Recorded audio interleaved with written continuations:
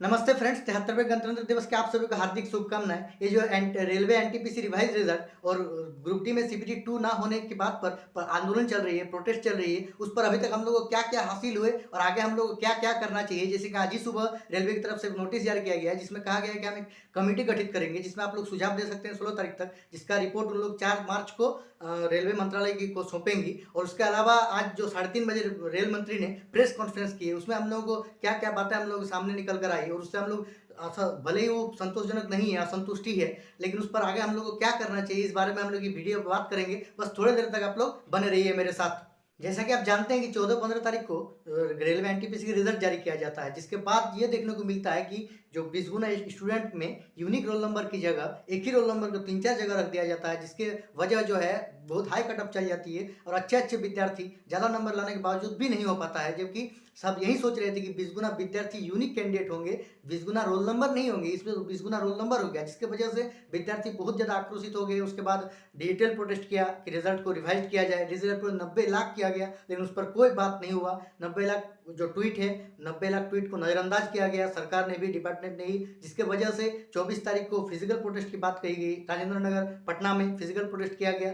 Physical protest चल ही रहा था कि उस टाइम रेलवे की तरफ से एक पॉजिटिव न्यूज़ आने के बजाय एक रेलवे जो ग्रुप डी वाले स्टूडेंट है, ग्रुप डी का जो फॉर्म निकला 2019 में एनटीपीसी के साथ ही जो निकला था, उसमें क्या किया गया कि उसमें सीपीटी 2 की बात कर दी गई, जबकि नोटिफिकेशन में ऐसा कुछ नहीं कहा गया था कि हम सीपीटी 2 लेंगे। और 2018 वाला ग्रुप डी में इतने ज़्यादा कैंडिडेट होने के बाद भी सीपीटी 2 नहीं हुई थी और इसमें सीपीटी 2 की बात कर दी गई। मेडिकल पैरामीटर जो है उसको पूरी तरह चेंज कर दिया गया। अब 4 साल से विद्यार्थी तैयारी कर रहे हैं C1 मेडिकल कैटेगरी देखकर, एकाएक 4 साल बाद उनको पता चलता है कि मेडिकल स्टैंडर्ड ही चेंज हो गया, B1 कर दिया गया। बहुत सारे विद्यार्थी B1 में पास नहीं हो पाते हैं, तो उनको C1 की पोस्ट दी जाती है। इसी वजह से वो तैयारी कर रहे थे। अब मेडिकल स्टैंडर्ड चेंज कर देंगे तो लोग कहाँ जाएंगे? ग्रुप डी वालों के साथ तो कहना ही नहीं है। 2019 में इसका वैकेंसी निकला था, सोचे थे उस टाइम, कहा गया था कि हम सितंबर से अक्टूबर के बीच परीक्षा करा ली जाएगी 2019 में ही। सोचिए 2019 चल गया, कोई बात नहीं। 2020 में क्या हुआ कि प्रदर्शन हुए बहुत ज़्यादा 20 का अंत तक, तो कहा गया है कि हम 2021 के अप्रैल से ग्रुप डी का परीक्षा ले लेंगे। 28 दिसंबर से चलेगी, जो 2020 का 28 दिसंबर से मार्च तक चलेंगे आपका एनटीपीसी का, उसके अप्रैल के बाद हम ग्रुप डी शुरू कर देंगे।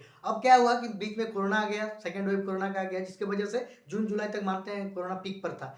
फिर जुलाई में आपका एनटीपीसी समाप्त हो गया, उसके बाद तो ग्रुप डी करना चाहिए था, उसके बाद भी रोक दिया गया, ग्रुप डी परीक्षा को नहीं कराया गया। उसके बाद और बड़े स्तर पर प्रोटेस्ट हुआ, जिसकी वजह से हम लोगों को डेट मिला। अब यही घर का ताना सुन के कोई अपना जमीन बेचकर, तो कोई अपना मतलब सब कुछ सिर्फ दो महीना कर करके किस तरह घर को मना के किसी तरह रह रहे थे।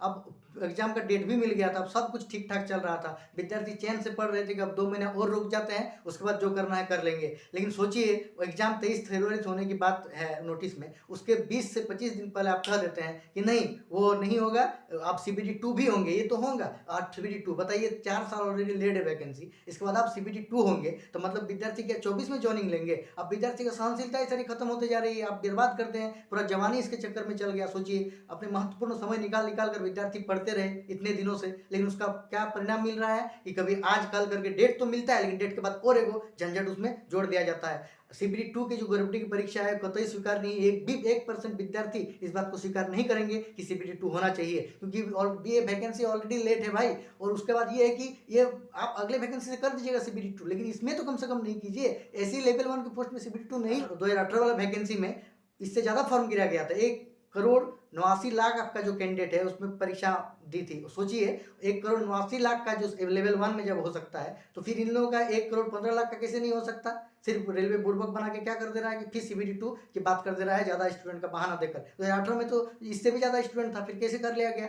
अब हम लोग बात कर लेते हैं प्रोटेस्ट पर। देखिए राजेंद्र नगर स्टेशन पर प्रोटेस्ट चल ही रही थी, उसी बीच ग्रुप डी का नोटिस आ गया और वो नोटिस आग में घी डालने का काम कर दिया। उसमें कही गई कि हम सीपीटी 2 लेंगे, जबकि नोटिफिकेशन में ऐसा कुछ नहीं कहा गया था। इससे ग्रुप डी वाले विद्यार्थी बहुत ज़्यादा खफा हो गए, वो भी आंदोलन में जाकर शामिल हो गए और एक आंदोलन को बड़ा रूप मिल गया, जिसके वजह से राजेंद्र नगर स्टेशन पर रात तक प्रदर्शन चला। उसके बाद ये बात पूरे भारतवर्ष में फैल गई। उसके बाद 25 तारीख को बिहार तक कई जोन में बिहार में प्रदर्शन हुआ, उत्तर प्रदेश में भी हुआ, 26 तारीख को भी बिहार में हुआ, उत्तर प्रदेश में हुआ, राजस्थान में हुआ, इसके अलावा भी बहुत जगह छोटे छोटे स्तर पर प्रदर्शन हुए।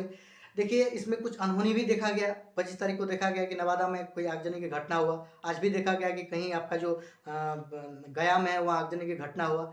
इसके अलावा जो प्रशासन की तरफ से भी बहुत सारे सख्त रूप देखा गया कि जो प्रयागराज है मतलब उत्तर प्रदेश में जाके लॉज में घुसकर विद्यार्थियों को लाठीचार्ज किया गया। ये भी गलत है। देखिए प्रशासन का हम यही कहते हैं, इसमें इसके आपके बेटे भी शामिल होंगे और विद्यार्थियों से भी हम यही कहना चाहते हैं कि इस प्रोटेस्ट जो है इसको आंदोलन को शांतिपूर्वक रखें, क्योंकि देखिए बोर्ड और सरकार लगभग 50% तक हम लोग बात को मान चुकी है, आगे भी मानेंगे, क्यों नहीं मानेंगे, हम लोग शांतिपूर्वक तरफ से करेंगे। तो ध्यान ये रखें कि उग्रवादी और असामाजिक तत्व इस आंदोलन में शामिल ना हो और आंदोलन को बिगाड़ के ना दे, क्योंकि देखिए हम लोग सबको सहानुभूति हम लोग को प्राप्त भी हो रहा है आंदोलन को एक सफल बनाने के लिए, और हम लोग सारी जो मांगे हैं उसको पूरा करने के लिए एकदम शांतिपूर्वक तरह से आंदोलन करना है। कहीं आगजनी की घटना या अशांति ना हो। देखिए संविधान हमें शांतिपूर्वक आंदोलन करने की इजाजत देती है, लेकिन आगजनी घटना या कुछ हो इससे हम लोग सिंपैथी खो देंगे, कोई भी हमारे सपोर्ट नहीं करेंगे। खास करके बिहार वाले विद्यार्थी को तो हम तहे दिल से धन्यवाद देना चाहते हैं। उन्होंने आज साबित कर दिया कि एक बिहारी सब पर भारी।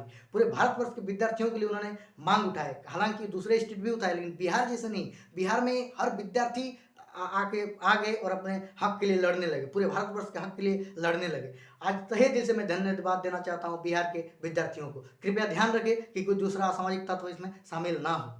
देखिए रेलवे के द्वारा सुबह ही एक कमेटी गठित किया गया है, जिसमें कहा गया है कि आप 16 तारीख तक अपना उसमें सुझाव दे सकते हैं विद्यार्थी, और 4 मार्च को अपना रिपोर्ट रेलवे मंत्रालय को सौंपेंगे। तो देखिए हमारी जेन्युइन जो मांगे हैं, कुछ हमको ध्यान आ रहे हैं, उनको हम गिना रहे हैं। पहली मांग क्या है कि आरआरबी एनटीपीसी में जो सीबीटी 1 का रिजल्ट है उसमें 20 गुना यूनिक विद्यार्थियों का रिवाइज रिजल्ट जारी किया जाए। दूसरा मांग क्या है कि जो सीबीटी 2 ग्रुप डी में सीबीटी 2 की बात कही गई है, उस सीबीटी 2 हटाया जाए। तीसरा मांग क्या है कि जो मेडिकल स्टैंडर्ड की बात कही गई है नए नोटिस के अनुसार, उसको समाप्त किया जाए और पुराना नोटिफिकेशन के अनुसार ही जो है मेडिकल स्टैंडर्ड को रखा जाए। चौथी मांग क्या है कि जो आपका डीवी में शॉर्टलिस्ट कैंडिडेट है उसमें पहले के अनुसार 1.5 गुना को बुलाया जाए। पांचवी क्या है कि आप ईडब्ल्यूएस जो सर्टिफिकेट है उसमें वर्तमान समय की जब डीवी होगी उस टाइम की फाइनेंशियल ईयर की आपका सर्टिफिकेट मांगा जाना चाहिए, क्योंकि बहुत सारे स्टेट उस टाइम बना नहीं रहे थे। इतने सारे मांग जो हमको जेन्युइन ध्यान आ रहे हैं। इसके अलावा और भी मांगे आप जोड़ सकते हैं जो आपको ध्यान आए कि वो चीज़ जेन्युइन है। ये तो 5 मांगे एकदम जेन्युइन है। इसके अलावा ही 1-2 मांग हो सकते हैं जो हमको ध्यान नहीं आ रहे हैं। सभी अपने अपने सुझाव दें मेल के जरिए। इसके अलावा कुछ पॉइंट अगर बाकी रह गया हो उसमें भी आप ऐड करें और आप सुझाव अपना अवश्य से अवश्य दें, सभी दें इसमें सुझाव, ठीक है। अभी रेलवे बोर्ड वालों के साथ खान सर की लंबी मीटिंग हुई, जिसके बाद वो मीडिया के सामने आकर कहे कि हमारी मांगों को 90% तक मान लिया गया है और हम सभी बात को प्रोटोकॉल है, हम सभी बात को नहीं कर सकते हैं और विद्यार्थी अपने अपने घर चले जाए। अगर ऐसा बात है तो हम लोग खान सर से जो बात करने की कोशिश करेंगे, और ऐसे हैं तो फिर हम लोग आंदोलन को यहीं स्थगित कर देंगे, और जो हमारी मांगे हैं उसको मान लिया जाता है तो फिर आंदोलन क्यों, और अपने अपने सुझाव हम लोग दे देंगे। धन्यवाद।